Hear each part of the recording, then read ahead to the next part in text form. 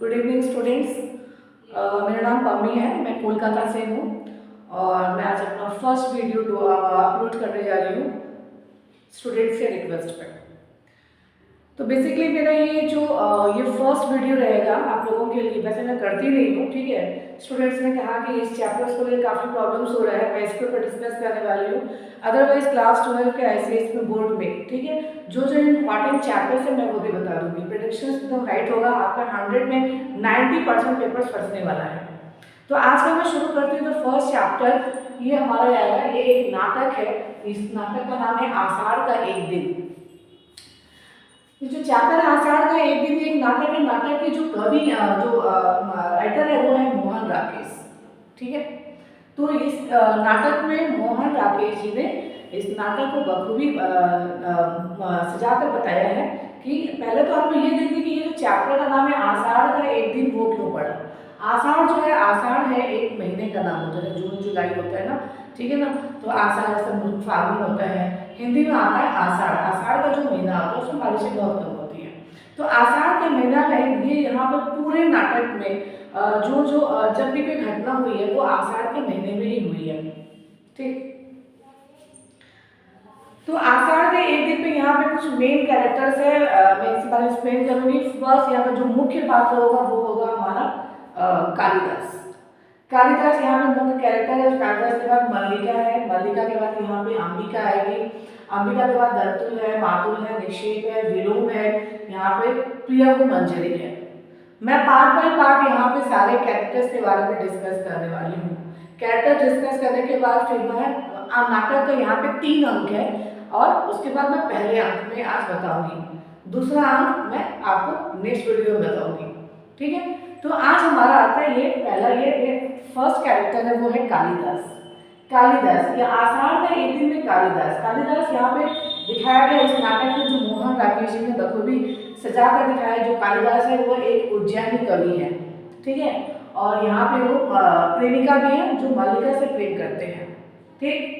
अच्छा, जो कुछ स्वार्थी कालिदास का जो यहाँ पे कैरेक्टर दिखाया गया है, वो पात्र दिखाया गया है, वो थोड़े से स्वार्थी किस्म के हैं। मल्लिका, मल्लिका हमारा है नेक्स्ट कैरेक्टर। मल्लिका जो है वो कालिदास की प्रेमिका रहती है, जो काफी संवेदनशील रहती है और वो अंबिका की पुत्री रहती है। यानी कि कालिदास की प्रेमिका कौन है? मल्लिका। मल्लिका की माँ कौन है? अंबिका। अंबिका जो है वो एक ग्राम के विद्या है और यहाँ पे वो बहुत ही कुशल माँ है और वो अपनी बेटी यानी कि बेटी मल्लिका के लिए बहुत चिंतित रहती है। नेक्स्ट कैरेक्टर हमारा आता है दंतुल, जो वहाँ का एक राजपुरुष है, उज्जैन नगर का एक राजपुरुष है। मातुल कौन है? मातुल कालिदास के मामा है। एक्चुअली ये मातुल का मतलब क्या होता है? मातुल मतलब ये एक संस्कृत वर्ड है, जैसे हिंदी में बोलते हैं हम लोग मामा, तो वहाँ पे बोला गया मातुल, यानी संस्कृत वर्ड है मातुल। तो मातुल कौन है? मातुल कालिदास के मामा है, जो बहुत ही स्वार्थी है और चाटुकार है और लास्ट में नाटक के अंत में दिखाया गया वो किसी कारणवश अपाहिज हो जाते हैं। जैसे जैसे मैं आपको स्टोरी डिस्कस करते जाऊंगी वैसे वैसे मैं सारे पात्रों के बारे में आपको बताते जाऊंगी। नेक्स्ट आता है वहाँ पे निक्षेप। निक्षेप कौन है? एक ग्राम पुरुष, यानी गांव का रहने वाला एक नॉर्मल से इंसान है, उसके बारे में बताया गया है। विलोम कौन है? इस पूरे कैरेक्टर में जो विलोम है वो एक खलनायक है, ठीक है।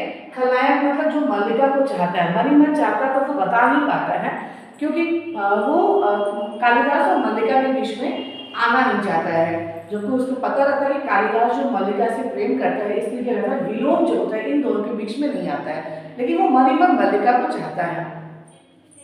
और यहाँ पे कैरेक्टर और है जो है प्रियंगुमंजरी। प्रियंगुमंजरी कौन है?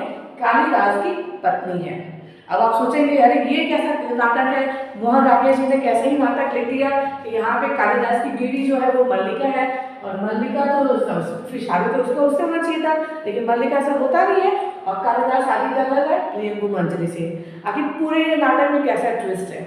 ये सारे ट्विस्ट लेके मेरे कुछ बच्चे बहुत परेशान हैं, इसलिए मैं आज एक यहाँ पे वीडियो अपलोड किया है। मैं कोशिश करूँगी आपको समझाने का।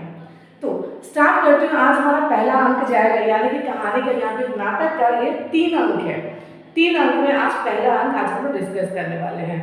इसका वीडियो मैं आज आप यूट्यूब में डाल दूंगी, आप देखिए, फीडबैक कैसा रहा आप बताइए, ठीक है। और नेक्स्ट वीडियो में कल आपको शेयर करने वाली हूँ। तो आते हैं आषाढ़ का एक दिन का पहला अंक। पहला अंक में काफी दृश्य है, पहला दृश्य, दूसरा दृश्य, तीसरा दृश्य। तो पहला अंक में होता क्या है? कहानी की जो शुरुआत है, मैंने पहले भी कहा था, यहाँ पे आषाढ़ का एक दिन, यानी कि नाटक में ये आषाढ़ का एक दिन, यहाँ पर आषाढ़ ये टाइटल क्यों रखा गया?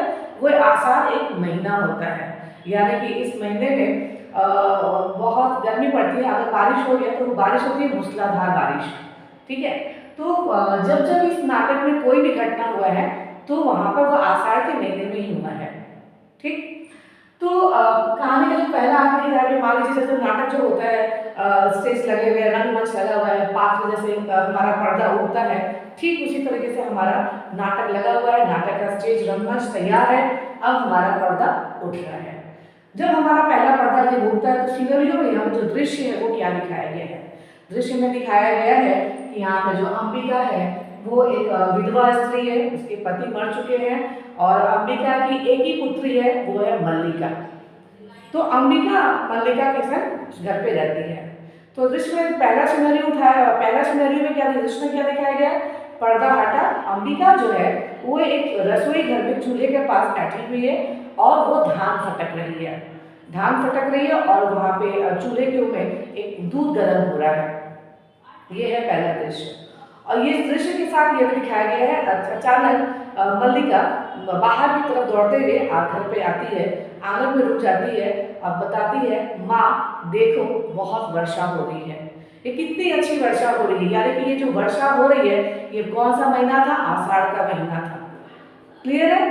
तो यहाँ पे जब यहाँ पे वो जो दृश्य दिखाया गया, वो बाहर से दौड़ के आती है, वो अपनी माँ को बोलती है, माँ देखो कितना अच्छा बारिश हो रहा है, मुझे ये महीना बहुत अच्छा लग रहा है। अंबिका लेकिन उसका कुछ भी चुपचाप, अंबिका उसका कुछ भी जवाब नहीं देती है, क्योंकि अंबिका को पता है कि वो कहाँ से आ रही है, क्योंकि वो एक माँ रहती है। अंबिका को मालूम रहता है कि मल्लिका जो है वो कालिदास से मिलने गई थी, अब कालिदास से मिलकर आ रही है, इसलिए वो उसकी बातों का वो नाराज रहती है अपनी बेटी से, और इसलिए वो अपनी बेटी का एक भी मतलब जवाब नहीं देती है। यहाँ भी वहां भी खड़ा होकर मल्लिका जो है वो आषाढ़ के महीने के बारे में, प्रकृति के बारे में, नेचर के बारे में बहुत कुछ बोलती है। हालांकि आपकी जो किताब में है, वो जो किताब को दिया गया, बच्चे किताब पढ़ते नहीं है, बच्चे तो बोलते वही क्या ही किताब है, कुछ समझ में नहीं आता।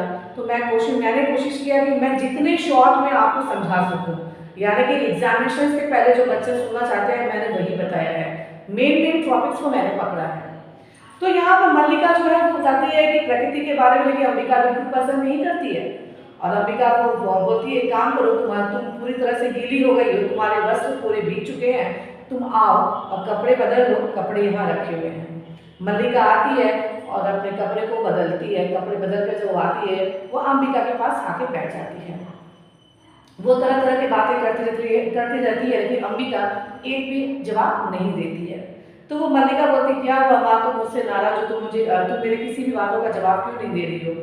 अंबिका कुछ नहीं बोलती। अंबिका बोलती है, ये गरम गरम दूध है, तुम पूरी भीग चुकी हो, गरम गरम दूध है, इसमें थोड़ा शर्करा मिला के पी लो। शर्करा का मतलब, शर्करा जो एक्चुअली वर्ड है एक संस्कृत वर्ड है, शर्करा का मतलब होता है चीनी या शक्कर, इसमें मिला के तुम पी लो। अभी मल्लिका ने दूध पिया नहीं है, तभी क्या होता है, बाहर से एक आवाज आता है, मानो कोई 2-3 लोग घोड़े पर चढ़कर आ रहे हैं, एक आवाज आता है। ये सुनकर क्या करती है अंबिका, बाहर की तरफ चली जाती है और खिड़की खोलकर देखने लगती है कि क्या ही हो गया, मतलब कौन जो आ गया। तो मल्लिका बोलती, क्या हुआ माँ, ये कैसी आवाज है? तब अंबिका बोलती है, मानो लग रहा है कुछ यहाँ के मतलब हमारे यहाँ के कुछ गांव के जो वहाँ के जो लोग हैं, जो राजपुरुष है, वो आए हैं, सब कुछ खबर देना है। एक्चुअली क्या है, पहले के ज़माने में क्या होता था, जैसे हिस्टोरिकल्स पर हम जाते हैं, पहले ज़माने में होता था क्या, जैसे मान लो कहीं कुछ भी घटना हुआ गांव में होने वाला है, तो पहले से वो लोग अलर्ट हो जाते थे और आके वो खबर देते थे कि ये होने वाला है, वो होने, तो गाँव वाले क्या थोड़े से पहले से वो चौकन्ना करते थे। तो यहाँ पर अंबिका को लगता है कि वहाँ से कोई राजपुरुष आया है कुछ बताने के लिए, कोई खबर देने के लिए। फिर इसको ऐसा कुछ लगता नहीं है, फिर वो अपनी खिड़कियाँ बंद कर लेती है और अंबिका आ जाती है। और उसने अभी तक, लेकिन नोट ऑफ पॉइंट, लेकिन उसने अभी तक दूध पिया नहीं है, दूध में चीनी अभी मिलाया भी नहीं है, ठीक है, फर्स्ट पॉइंट। उसी बीच में क्या होता है यहाँ पर, तभी एक जैसे होता है रंगमंच नाटक में दूसरा एक एंट्री आ जाता है। दूसरा एंट्री कौन है वहाँ पे? कालिदास, जो कालिदास इस नाटक के मुख्य पात्र हैं। कालिदास एंट्री करते हैं और कालिदास में प्रवेश करते ही उनके हाथों में क्या दिखता है, एक हिरण का छोटा सा बच्चा। इस टर्म्स को आपके बुक में दिया हुआ है हिरणा शावक, यानी हिरण, हिरणा मतलब हिरण, शावक मतलब बच्चा, यानी कि एक छोटा सा कोमल सा बच्चा जो हिरण का है।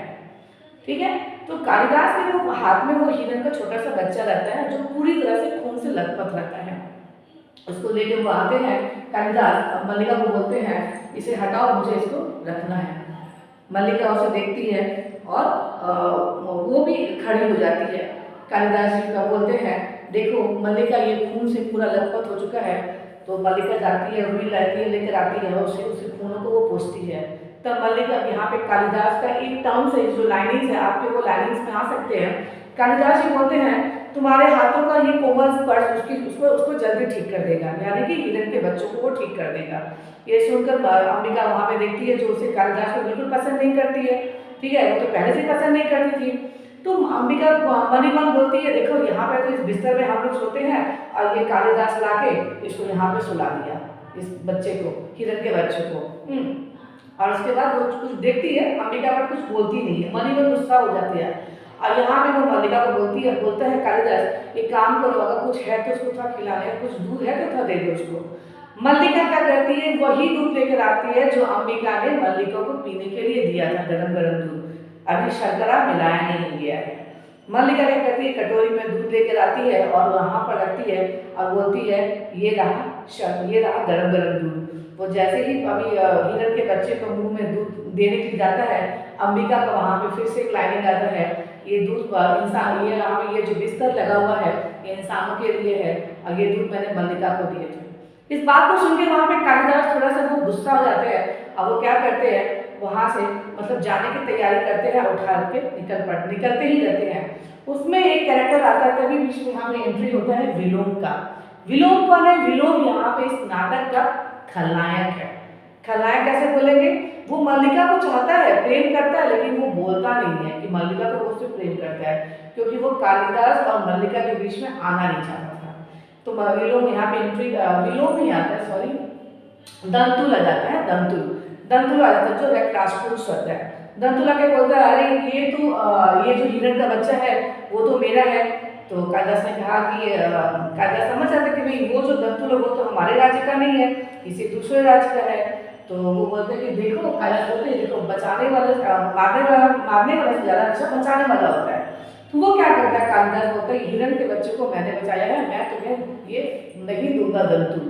दंतुल बोलता है ये असल तो मैंने मारा है तो ये तो मेरा होना चाहिए। कालिदास और दंतुल के बीच में एक मतलब क्या होता है, एक मुठभेड़ शुरू हो जाता है उस बीच में।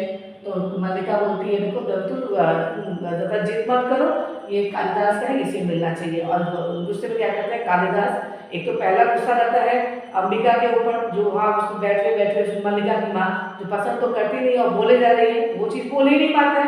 और दूसरा क्या है, यहाँ पर बोला है दंतुल जो वहाँ पर वो भी आ जाता है। तो कालिदास का दिमाग पूरा गरम, वो कालिदास क्या करता है, वो हिरण के बच्चे को लेता है और वहाँ से निकल पड़ता है, यानी कि वहाँ से वो निकल चुका।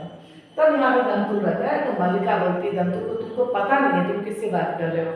तो बोला क्यों, कौन है ये? बोला तो ये कालिदास है। तब दंतुल सुनकर थोड़ा आश्चर्य हो जाता है, बोलता ओ अच्छा यही कालिदास है। तो मल्लिका बोलती तुम ऐसा क्यों बोल रहे हो? बोला अच्छा मैंने भी इसके बारे में सुना है, बहुत अच्छा कविता लिखते हैं। तो मल्लिका चुप हो जाती है और उसके बाद वहाँ से वो दंतुल भी चला जाता है।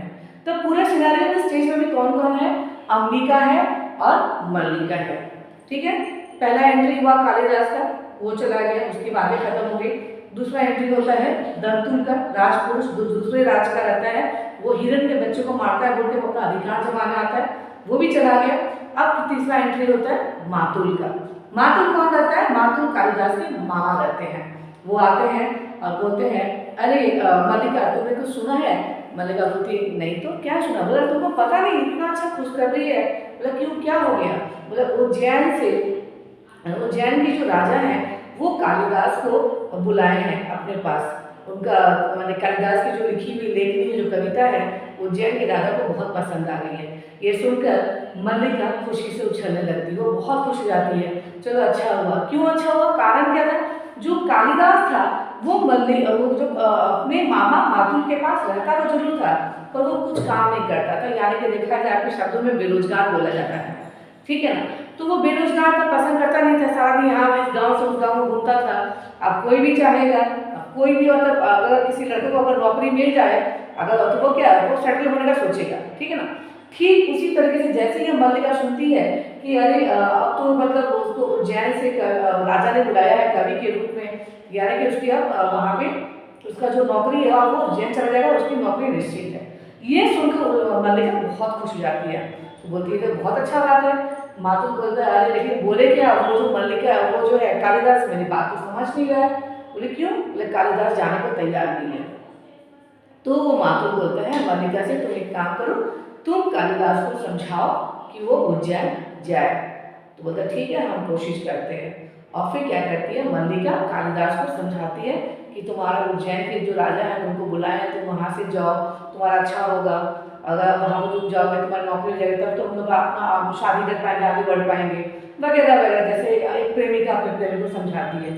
ठीक उसी तरीके से यहाँ पर मल्लिका कालिदास को कन्वर्ट करती है, अपनी बातों को समझाती है, ठीक है।